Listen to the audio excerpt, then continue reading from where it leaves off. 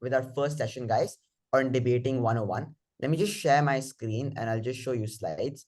But again, since this is a debating session, there's not much in a need for slides anyways. We'll hold like 10 minutes at the end, 5-10 minutes for questions and answers. But I'll just still share my screen just to make it look good so that it's more engaging. So we'll just have 4 main parts of this session today. We'll understand what is debate in essence. We'll look at, United States versus parliamentary debate and the differences between both of them.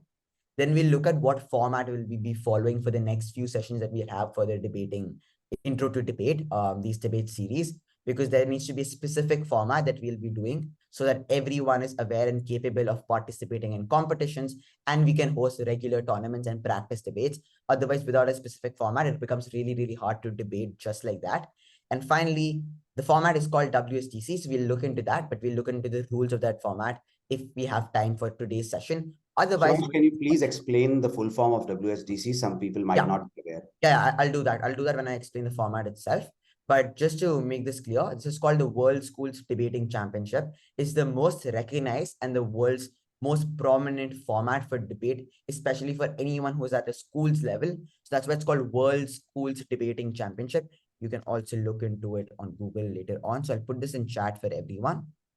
You can research on this before the next session. It'll only help you a lot more. But we'll look into the format and the rules if we have time in today's session. Otherwise, we'll take more questions because we want to get everyone's engagement in the session as well. And from the next session, we'll continue on to look at the format and rules, and we'll delve into more about WSDC, arguments, rebuttals, everything that's there part of the theory. Of course, we'll be doing drills as well. And a lot of these classes will include a lot of engagement for everyone else. So you guys need to be ready with your notebooks and some form of note taking itself from right now, because the more you have access to that, the easier it will be for you to be part of the drills that we'll be doing. And I'll just call out randomly on anyone throughout the session so that we can see if you've understood everything, and we'll be doing drills from there. So let's just start with the first part. There's not much need for slides anyway, so I'll just share my whiteboard for this and go ahead and start explaining what is debate. Cool, give me a second. Actually, instead of going into the whiteboard, let's just ask everyone the question of what do you think debate is, and then we'll go ahead and explain what debate basically means. So for everyone right now, take a minute, think. You don't need to respond immediately, Ashka. I'm happy you guys have responses immediately. That's perfect. But you can take a minute. This is a debate class, so you do get time to think about it. But take a minute, think. What do you think debate necessarily means? What is the meaning of debate in and of itself, and what are things that come under debate? So it's 11:23. Let's wait till 11:24. Come on, guys, you have to raise your hands. If you don't, then there's literally no engagement from you, and we need you to raise your hands because this is a debate session. Ultimately, you will have to speak one or the other day. Shivansh, do you have rights to unmute them? Yeah, I can ask them to unmute. Yeah. All right. What we'll do is, guys, we will unmute you one by one so that you can speak. Shivansh, you have the rights to unmute. You can mute the person you want to speak. Perfect.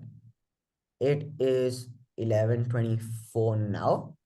I'll start with the first person who's raised the hand for me. Yashka, go ahead and tell us, what do you think debate means? For me, a debate truly means just an argument with anyone. Okay, perfect. That's a really good idea. We'll look into that. We'll look into the difference in what arguments are and what debates are.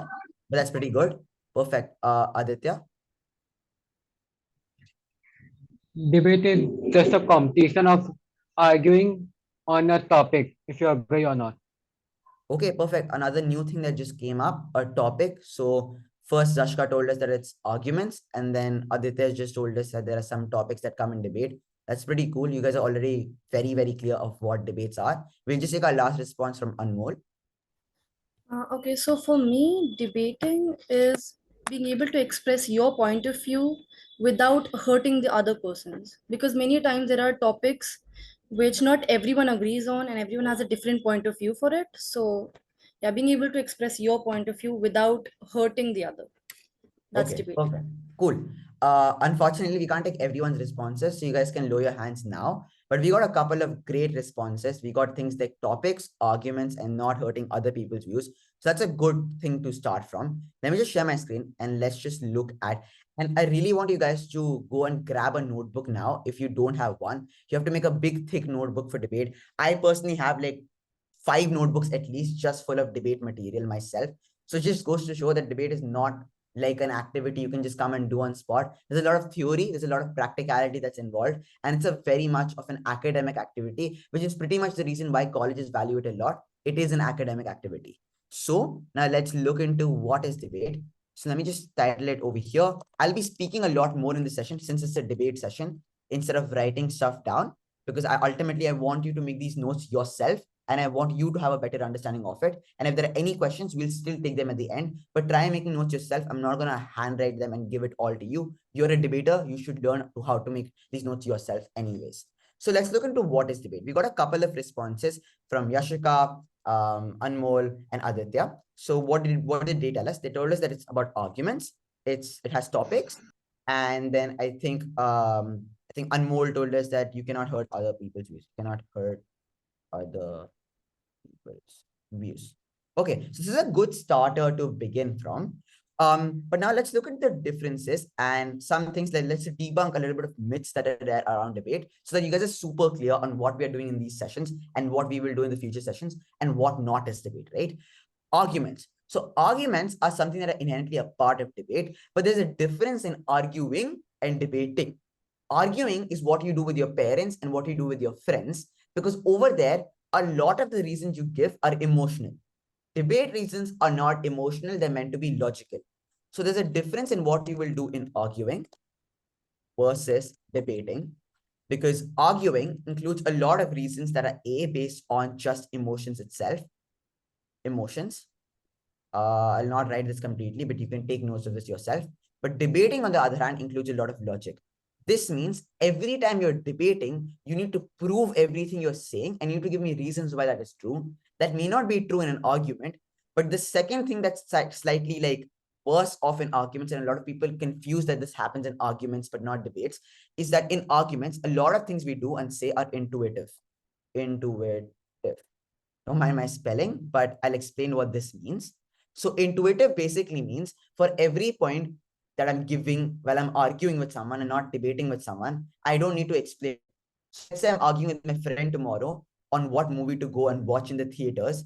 Over there, I can just go ahead and say things like, oh, this movie sounds good or this movie is good, and not really explain why it's good. Or like give a couple of reasons, but still not explain why that reason is also really, really important.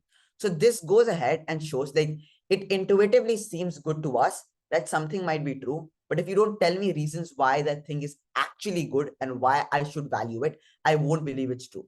So let's say I tell you that tomorrow we can watch a movie that's a very happy story and it has like a lot of it has a really good ending, for example, right? It doesn't end on a villain on a hero dying. It ends on the hero defeating the villain. Now you'll be like, okay, yeah, that sounds like a good ending where the hero actually wins. Let's go watch that movie.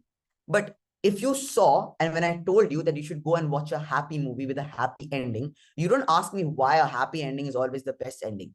Like, obviously, there are endings where the villain also wins, right? There are endings where the villain necessarily wins or the hero loses, or there is like a cliffhanger and we don't know whether the villain has won or the hero has won, like a mystery series. But you just chose to believe me when I said like a happy ending is the best ending because it seems very intuitive. It seems very like natural that comes to you that happy is always good, but that's not true. And that's the difference in arguing versus debating. In arguing, a lot of things we'll say will just seem true to us because it naturally it feels right for it to be true. So here, the concept of feeling right, again, take notes of this. My handwriting is really, really bad, but take notes of this. Feeling right, the concept of anything that just feels right inherently is what we use to make arguments while we are quote unquote arguing. But when we are actually debating over there, everything that you're saying, you have to prove to me why it's true, why it's likely, and why should I buy you. So even if you told to me in an actual debate in a happy movie with a happy ending is a really, really good movie, you need to tell me why happy itself is the best ending. If someone else comes here and tells me that a villain winning is a much more interesting ending than a hero winning, then I will have to buy them in the debate and not the hero winning, because you just came and told me that happy is good, but someone else actually gave me reasons why sad is good. So the person who actually gives me reasons is the person I'm supposed to buy in the debate, not the other way around. And that's the big key difference in arguing versus debating. I hope that's clear. Of course, we'll be taking questions at the end. So just note down your questions of any issues that you have currently. And if you didn't understand the difference in arguing versus debating, this is very intuitive and it's pretty simple. The basic idea is arguing is just saying things that feel right, versus debating is actually making sense of things that feel right by giving me reasons why they feel right or so. So that's the first thing we want to make clear. Second, on topics, we got this from I think we got this from Aditya. So on topics itself, I think topics also are pretty important. Debate is always done on a topic. Sorry, I'll just be muting person. Please keep yourself on mute for the rest of the session. We will be taking questions later on. Unfortunately, it disturbs the session if you're on mute. And we do have limited time, so I want to get this done with, because it's very important. The moment you guys are clear with what is debate, you'll be debating flawlessly, because the reason why most debaters struggle in the first place to even do debate is and how to debate properly. The main reason why people struggle is they don't give reasons for whatever they're saying. They don't give me reasons why that should be true, why I should buy them. And that inherently is debate. The more you learn to give reasons and the more you learn to question everything, the more the chances you have of becoming a better debater, because the best of the debaters in the world still question their own statements. Even while I'm giving you a debate speech, I can stop in the speech, in the middle of my speech, and start thinking again, because I might have a question that I may not have answered in my speech, something that I might have been unclear. Because as debaters, we learn to see that every statement we're making has to be proved, and every proof has to be proved until that proof is so proved well enough that it's just true, like a fact, and then everyone will have to buy it. Like, until I come to a point, if I have to explain to you why poverty is bad, I need to tell you why worst living conditions are bad. I need to tell you why worst living conditions being bad is also bad, up until I come to a point that I have to prove a lot of poverty leads to death, right? Now, I can't prove that I don't have to prove why death is bad, because that is very intuitive. Obviously, dying is bad. So when I come to that point, after asking the question, why again and again, till I come to a point that I tell you that, okay, now poverty just leads to death, and I can't explain to you why death is bad. Then you have reached at a point in debate that you have explained everything flawlessly. So very important to explain everything that you're giving, every statement you're giving, and giving me reasons why that statement is true. The more you do that, you will come to ask yourself the question, why again? The key question is why, guys. The more you ask yourself this question in every debate speech you're giving, the better your arguments will be, because this is what builds what we call in debate called analysis. Your analysis is just answering the question why. The more you come to, and you will come to a point where you'll be like, okay, ab main nahi पूछ सकता or why. I can't ask why again. मैं और नहीं पूछ सकता, because इसके अलावा इस पे अब you can't ask the question why. This is just true. That's why, like, saying that death is bad, I can't prove why death is not bad. Okay, that is like very intuitive. And at that point, you don't need to prove, because now you've reached a point that you've actually explained everything. So once you come to a point where you cannot even ask yourself the question why, that means that's an indicator to you that your analysis and debate is done. You've explained everything fully, and you can't go more than that. And then we just build on making the reasons that you've given before better and making them stronger reasons. But at this point, you've done everything that you should have done as by giving a debate argument. So topic wise, topics are pretty important. Every debate has a topic. Very simple. I don't need to explain that. And the third thing we got was you cannot hurt other people's views. Also pretty simple, but very important though. In debate, you cannot go ahead and argue against a person's personality or their background. Debate, this is a very common logical fallacy. I'm sure you guys would have heard of this. If not, take note of this right now. Ad hominem. This is a logical fallacy. Logical fallacies are logical errors with your arguments. But ad hominem is a very famous logical fallacy. We will look into what logical fallacies are. You can also Google them up later on. I'll put it in chat for you. Logical fallacies. Everything I'm putting in chat, you guys should take a note of as well. Try to research on that after the session, because in the next sessions we will be asking you quizzes on these. We'll be testing you on these kind of stuff that we have learned in the last session, so that we can see you guys are actually learning something. Of course, I'm sure you're taking notes, but it's very, very important to test everything you're doing because debate is an on-spot activity and it can't just all be theory, right? So ad hominem, what is ad hominem? Ad hominem is basically a logical fallacy. It's a way of arguing where you attack the arguer, not the argument.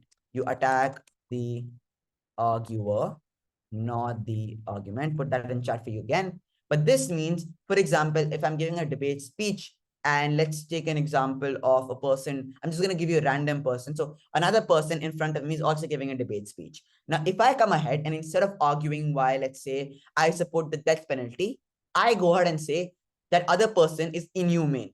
You are inhumane. You don't have any knowledge. You go to XYZ school.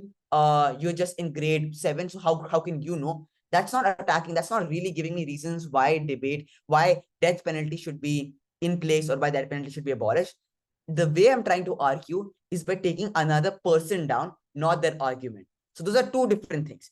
One is attacking the person itself. That means I attack their personality, their experience, their background. But that's not debate. You're not supposed to debate by attacking someone else's personality. You debate by actually giving me reasons by what they're saying is bad, not who they are being bad itself. That's why you attack the argument, not the arguer. This is very, very simple, but very important because in debates, we tend to get a lot aggressive and we get angry at points and we feel like we want to attack the other person. But it's really important that you don't do that. The moment you do that, you'll always lose out on your speaker points. Anmol will take the questions at the end. We have like 5-10 minutes, so don't worry about that. But what happens over here is when you attack the arguer, you not only lose out on your points, but you also lose out on a lot of analysis that you could have actually done on the argument itself. Because now by attacking the arguer, you're not giving me anything relevant to note down as a debate judge. I don't have any reasons on why the death penalty should be in place. You're just attacking the other person and their personality, but not actually giving me reasons why the death penalty should be in place. So not only will you lose out on speaker points, you will also seem very, very rude. And also you will just lose out the time you had to actually give me concrete analysis in debates. But instead you chose to attack the other person. Very important, please note this down in your own words and explain what this means to you in your own very way, however you like to take notes. We'll also have a session on note taking as well and explain what are good ways and good methods to take good notes in debates. But for now, just take notes however you can. Very, very important. It'll help you remember this. And the more you take down notes, the more you're likely to remember as well. So that is what is debate. Now I'll explain to you in my simple terms what does debate inherently mean so that it's super clear now. This was taking a couple of responses, and that's how we'll be doing our sessions. We'll be getting you guys engaged so that you talk more and taking your responses and making them better so that we can work on your feedback, make you a better debater yourself in between, and yeah, work with that. So what is debate? Debate is essentially an academic activity. It's an academic activity where you argue, where two or more sides argue. Now, it's actually two broad sets. Right now, just focus on two sides argue. Topic on a specific topic.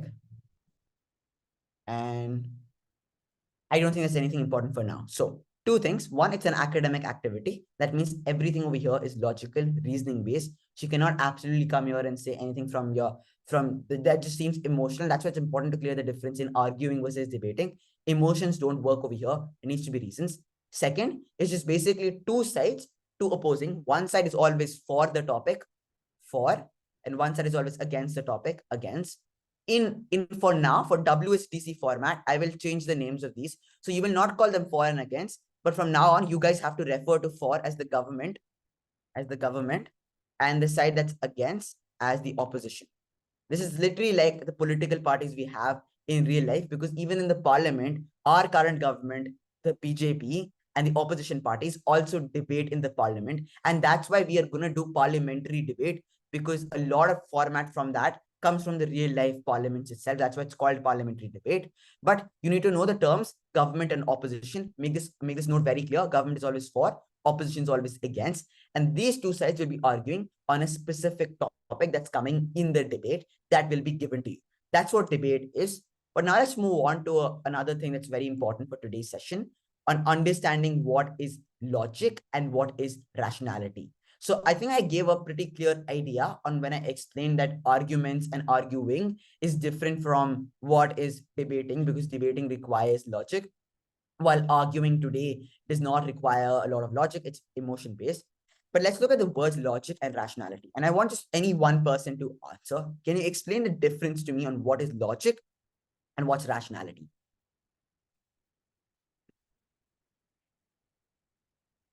Okay, yeah, Ariana, go ahead since you raised your hand first. I can try. I don't know the exact difference, but logic is more personal based because my logic might be different than yours. Okay. And a rational approach is something that's practical. It's not necessarily logical. Okay. That's the Yeah, that's good. I want to ask you another question. Just come back. Yeah, you're there. Cool. I want to ask you another question. Can you explain what is reasoning to me? And in fact, to everyone, what does reasoning mean? thing. Yeah, reasoning is basically giving reasons to what you've suggested already. So if I claim that school uniforms should be banned, I need to give a proper reasoning to back up this opinion. Okay. And do you know the difference in logic, rationality, and reasoning? What's the difference in reasoning and logic? So again, reasoning I think is backing up, right? And logic is my reasons might be different than the actual logic that's applied. Ariana, you froze for us, but it's okay. I think I got your reason, so that's fine. But what I wanted to see was, this is a trick question. Good responses. I like the way you guys are thinking already. So Ariana tried to create a difference between two words that necessarily in real debate don't have any difference. Logic and rationality is largely the same, but I really appreciate the fact that you tried to create a difference, because as debaters, there will be things that are very, very similar, and you will still have to create a difference in them so that you can win on your side. We don't need any responses right now. I'm glad you guys are raising your hands. For now, it's okay. I just wanted one quick response. But Ariana, good job. So logic and rationality literally don't have any difference in and of itself. I know she tried to create a difference, but that's what debaters should be doing. You guys should be thinking of trying to prove everything in debate. And even if they don't have a difference explicitly, they probably will in some implicit manner. For now, in reality, logic and rationality are largely the same. Logic is rationality itself. Logic means using rationale to prove something, and logic is your ability to use things that just inherently, not morally, but on practical grounds, like Ariana was mentioning, practicality, seem fair to do so. That's what logic means. And rationality is just a verb, or like a more of a broader definition of that. Then rationality is your ability to use logic in things, in whatever activity you do. For example, debate rationality means that we use logic in debates instead of using emotions.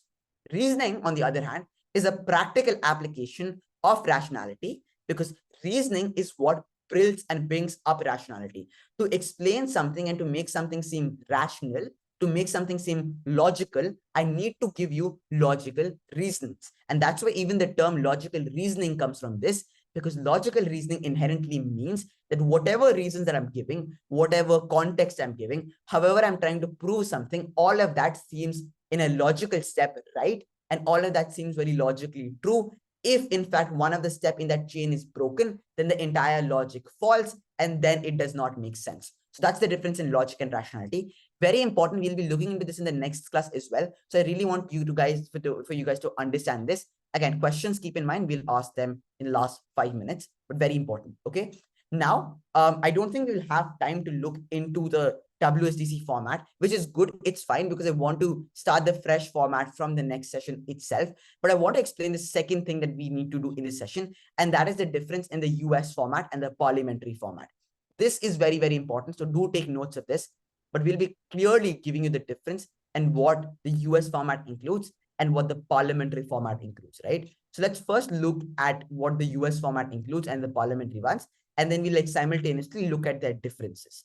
So, and I'll not be putting this down on the whiteboard right now. I'm going to be speaking this out all on spot, because ultimately I also want to practice my debate skills, but also I want you to take notes of these yourself. So what is the US format? The US format, or the American debate format, includes a lot of evidence-based debating. There they value logic, but they value evidence more than logic. They want you to give evidences that prove that logic is true. Second, the US-based format only exists in the United States. It doesn't exist outside it. So any tournament that you will be going for will probably held by a United States institution like a university in the US or an organization in the US. But these tournaments are never held in countries like India or other parts of the world because the US has specifically made this format only for US debates. The third thing is that the prep time, the amount of time you're given for preparation. So I'll actually put this here so that you guys can know the keywords, evidence, and what is the third thing I said? I said it's only in the US, only in the US. Yeah, the prep time that's there for the United States format is in months. So unlike parliamentary debate, where you'll be given from anywhere from 15 minutes for a different format to 60 minutes on spot to prep everything for the entire debate, here you're given months of prep time.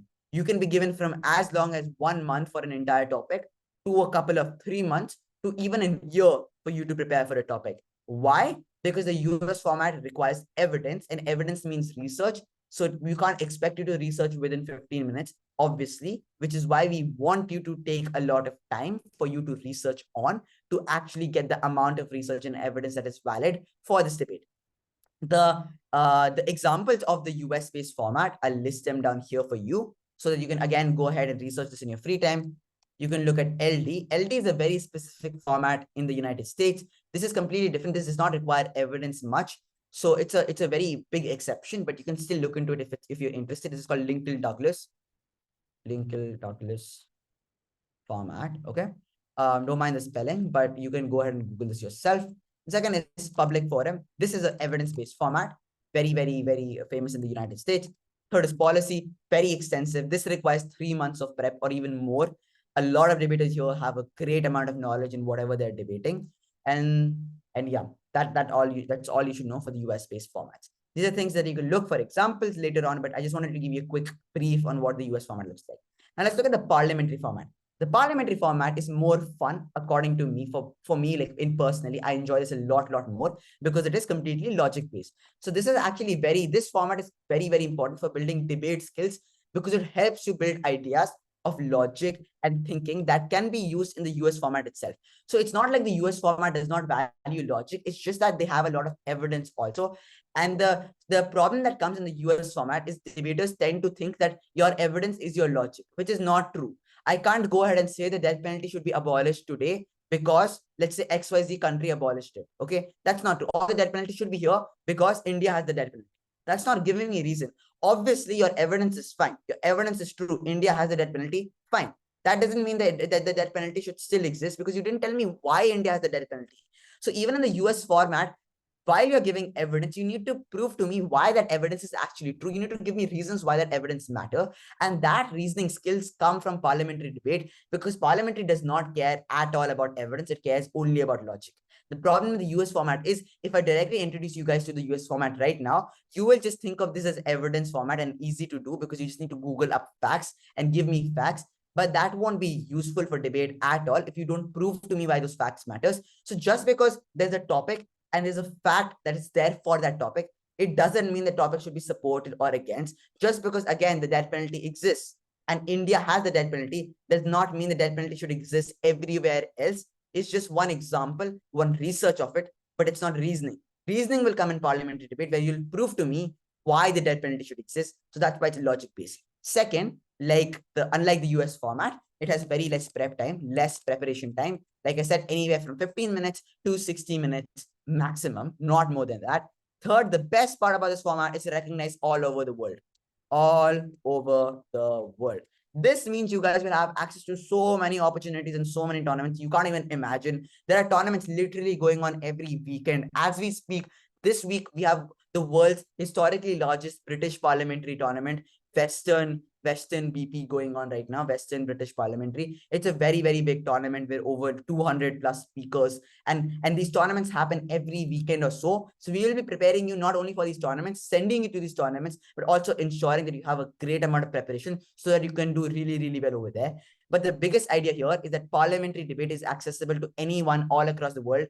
And the good thing over there, even better, is that parliamentary it's not like US stops parliamentary. The United States also has parliamentary formats. A very famous example of this is American parliamentary debate, which is a US format of the parliamentary. It is also very similar to the parliamentary that we have normally, But the point here is Parliamentary is way, way more famous. It's famous all across the globe, and even the US values Parliamentary. So that's why we'll be doing Parliamentary for our first few debate sessions. And we'll be focusing more on this because we want you to have access to more and more opportunities. And the most strategic way for us to do that is by doing the Parliamentary format. So take note of that. And now let me just put some examples of the Parliamentary, which you can research in your own time. WSDC is the one example. It's the biggest Parliamentary example I've given to you right now for school level. Then Asian Parliamentary, this Canadian Parliamentary debate format as well, and British Parliamentary. This is a very, very tricky format, and this has a lot of strategic stuff in it. You guys can feel free to take things like screenshots also of this. It's fine for you to do so right now, but I really, really want you to have a debate notebook. Screenshots won't help in the future. If you take notes down on your own and explain it to yourself, you will be much more likely to comprehend and remember them. And this is just me debate, like in debate wise speaking to you. Logically, it makes sense for you to take this down than for you to take a screenshot. It's just faster. And also in debates, you need to take notes. But an interesting fact, I'll give it to you so that you guys are excited for this. This format has 4 teams instead of 2 teams. So this is not normal in usual debate formats where we have 2v2s, right? We have like 1 team for, 1 team against. Here we have 4 teams, 2 are for, 2 are against, but each team is still competing against each other. I know it sounds complicated. That's why we'll not be doing this right now. It's a university level. It's mainly followed a lot in universities, but it's a very, very good format. And it has a lot of debate competitions even at the schools level. So we'll be looking at that later on. But it's a very, very nice, it's a very, very strategic and very interesting format called the British Parliamentary. Feel free to research on this. I would love to see from the next session. If anyone has some idea of what this is, I'll quiz you on that. But very, very cool. Cool. With that, we have given you all the differences that are there in the US base and the parliamentary format. That's very important so that you understand what we'll be doing. For your information, if you have not understood till now, and if you weren't paying attention in the session, we are going to do the parliamentary format, not the US based format. Just keep this in mind. The parliamentary format, again, like I explained, all those reasons, is very, very prestigious, more known, very famous, very easy to do. But the most important and the biggest reason why we're doing this here is because it has basic debate skills being built and prioritized. This means that it builds skills like logic, reasoning. Those are the basic skills that every debater should have. And that's why that's the main reason why we're doing parliamentary, because the amount of skills that you will develop in parliamentary, you will never be able to do that in US, because the US based format also values things like in evidence, where you'll not be building these skills, but you'll also be focusing a lot on other stuff as well. So this inherently focuses on just specific debate skills, which is why it'll make you so much stronger on that. And then if you go to the US based format, it'll be much easier and you'll be flawless at it. You'll be able to participate at Harvard, Stanford, and all the US based tournaments easily once you understand how to use debate skills to your advantage in the US format. So that's pretty much it for today's session. I'll be taking questions now. But very important, in the next session, and you can note this down, we'll be focusing on the WSDC format, rules for the WSDC format, and going ahead and starting with the theory sessions, the first session on intro to WSDC.